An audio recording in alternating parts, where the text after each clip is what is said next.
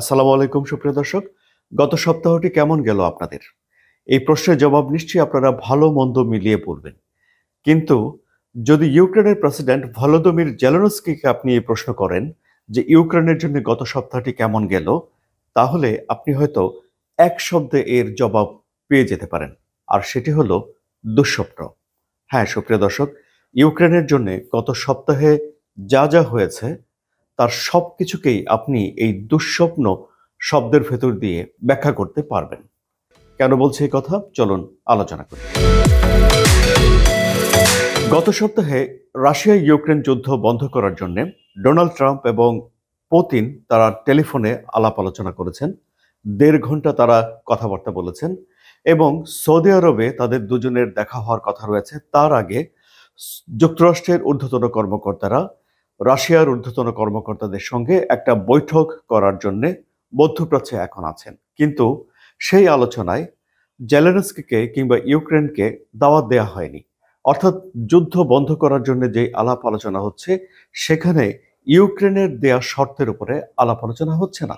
যদিও মিউনিখে শান্তি আলোচনায় জেলেনস্কি বলেছেন যে এই যুদ্ধ বন্ধ করার জন্য আলোচনা ট্রাম্প এবং পুতিনের মধ্যে নয়, বা জেলেনস্কি এবং পুতিনের মধ্যে নয়, সবাইকে নিয়েই এই আলোচনা হওয়া উচিত। কিন্তু তার এই কথা সম্মেলনের কক্ষেই ধ্বনিত প্রতিধ্বনিত হচ্ছে, কিন্তু যারা এই আলোচনার আয়োজন করেছেন তাদের কানে পৌঁছাচ্ছে বলে তো মনে হচ্ছে না।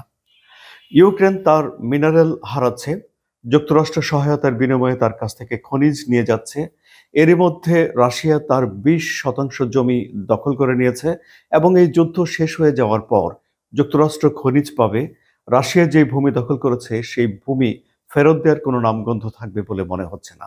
সুতরাং ইউক্রেন হারাচ্ছে অনেক বেশি।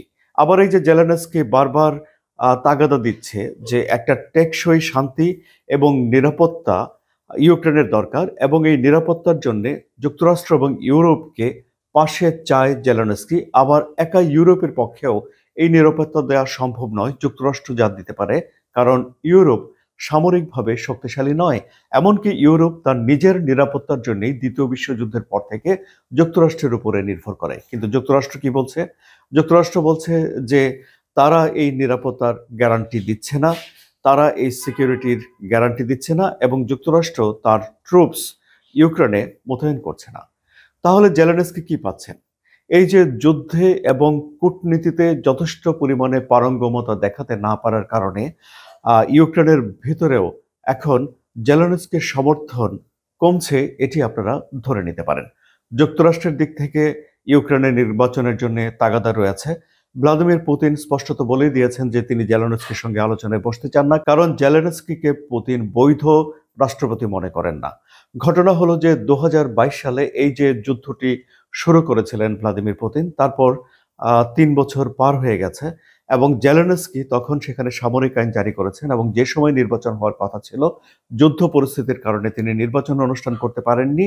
অর্থাৎ ইউক্রেনে যথাসময়ে নির্বাচন হয়নি। ফলে নির্বাচনের জন্য এক ধরনের চাপ জেলেনস্কির উপরে রয়েছে। এদিকে রাশিয়া ইউক্রেনের উপরে আক্রমণ বাড়িয়ে যাচ্ছে। বিশেষ করে তাদের মনোযোগ রয়েছে কুরস্কে, যেখানে অল্প কিছু জমি ইউক্রেন দখল করতে পেরেছে রাশিয়ার, কিন্তু সেটি রাশিয়া যে পরিমাণ জমি নিজেদের দখলে নিয়ে গেছে তার তুলনায় খুবই কম। ফলে ইউক্রেনের হাতে হারানোর আছে অনেক কিছু, কিন্তু দর কষাকষি করার জন্য খুব অল্প কিছুই রয়েছে বলে আপনি ধরে নিতে পারেন। এদিকে রাশিয়া তার আক্রমণ শানিতই করে যাচ্ছে, এমনকি ড্রোন হামলা করছে তারা বিদ্যুৎ কেন্দ্রকে লক্ষ্য করে। ফলে এই শীতের মধ্যে সাধারণ মানুষকে বিদ্যুতের অভাবে শীতে মরার উপক্রম হয়েছে। আর এই সব ঘটনাগুলি অবশ্যই জেলেনস্কির জনপ্রিয়তাকে কমিয়ে দিচ্ছে। আপনাদের মনে আছে নিশ্চয়ই সুপ্রিয় দর্শক, এই জেলেনস্কি অভিনেতা থেকে যখন প্রেসিডেন্ট নির্বাচিত হয়েছিলেন, তখন তিনি সেদেশের জনগণকে একটা আহ্বান জানিয়েছিলেন যেন মানুষ অফিসে প্রেসিডেন্টের ছবি টানিয়ে না রেখে নিজের সন্তানের যেন ছবি টানিয়ে রাখে। কেন? সন্তানের মুখের দিকে তাকালে তখন সবার মনে পড়বে যে কেমন দেশ তিনি পরবর্তী প্রজন্মের জন্য রেখে যেতে চাচ্ছেন। এখন তাহলে প্রশ্ন ওঠে, জেলেনস্কি প্রেসিডেন্ট হওয়ার পর তার দেশের মানুষের জন্য সামনে কেমন দেশ তিনি রেখে যাচ্ছেন, এবং তার নিজেরই বা ভাগ্যে কি ঘটতে যাচ্ছে? সুপ্রিয় দর্শক, এসব প্রশ্নের জবাব যদি আপনাদের কাছে থাকে তাহলে কমেন্টে জানান এবং এই আলোচনা ভালো লাগলে সাবস্ক্রাইব করে চ্যানেলের সঙ্গে থাকুন। ধন্যবাদ সবাইকে।